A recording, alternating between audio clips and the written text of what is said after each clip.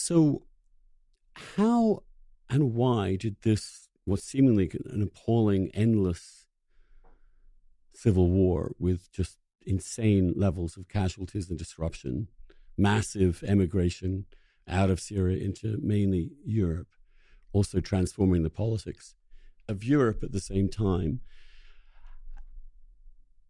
Why did no one see this coming, this sudden dramatic success militarily, and then the instant collapse of the regime? Now, people always say, these regimes, they hang on forever, but they often go quickly.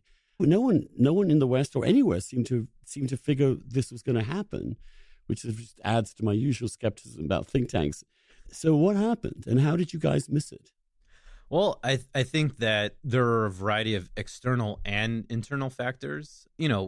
For people that focused on Syria, we knew that the regime was a paper tiger in many ways because Russia and Iran came in to assist them in taking over a lot of the territory back around, 2013 to 2016 time period. But most people thought that they would just be able to hold on to this maybe for, another decade, 15 years, and that there would just be a new generation coming in and trying to overthrow the regime. But obviously it happened within 10 days. Part of it is that a lot of people shifted focus from Syria once the regime took over, say, Aleppo in 2016, or the Islamic State lost its territorial control between 2017 and 2019. People focusing on other issues, whether it's related to Russia and Ukraine, more recently, obviously, Israel, Hamas, Gaza, Lebanon, Hezbollah, and all those issues, as well as more people concerned about China and the rise of them and Taiwan and everything along those lines. But because of some of those externalities as well, Russia and Iran didn't have the same kind of input as they could have, more recently, because Russia was more distracted by Ukraine and maybe didn't have the same kind of time and space to focus on it as much, even though they remained in Syria.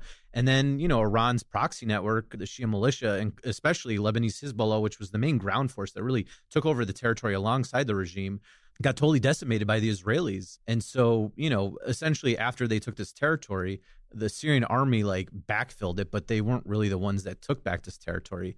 And then from an internal perspective, there was sort of this transformation of Jabhat al-Nusra to becoming Hayat Tahrir al-Sham in January 2017, essentially.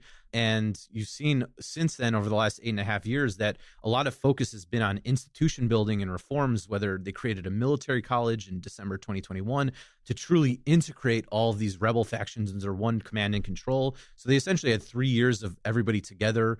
And then within... You mean 3 years of nation building?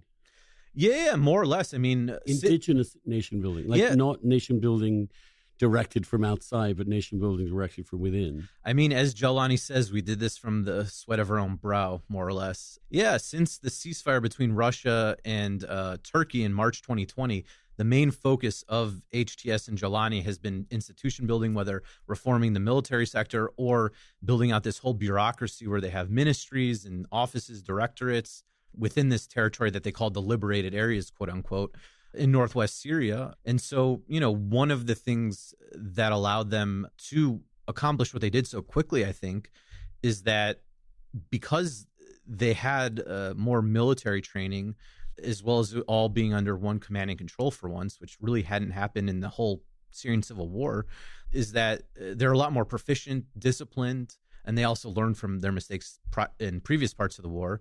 And then once they actually were able to take over Aleppo city, because they built up this whole, civilian governance apparatus, which they called the Syrian Salvation Government, which was run by technocrats, more or less. It wasn't really run by Jolani or the jihadists themselves. They were mainly focused on the military aspect. They were able, within 24 hours of taking Aleppo, putting in, the bakeries working again, the water working, electricity, waste management. So there was no change in services essentially within Aleppo. So I think that gave them some legitimacy within the local population. And because their governing apparatus was essentially able to take over Aleppo right away, the HTS military was able to move on to Hama. And there was literally no time for the regime, Russia, Iran, to do a counteroffensive by Aleppo. And by the time you get to Hama, it's already becoming existential, because if you cut off the Hama-Homs axis in some ways, you then cut the coastal area, which is the heartland of the Alawites, to Damascus in the capital. And then by then it just became this snowball effect, and everybody's like, oh, wow,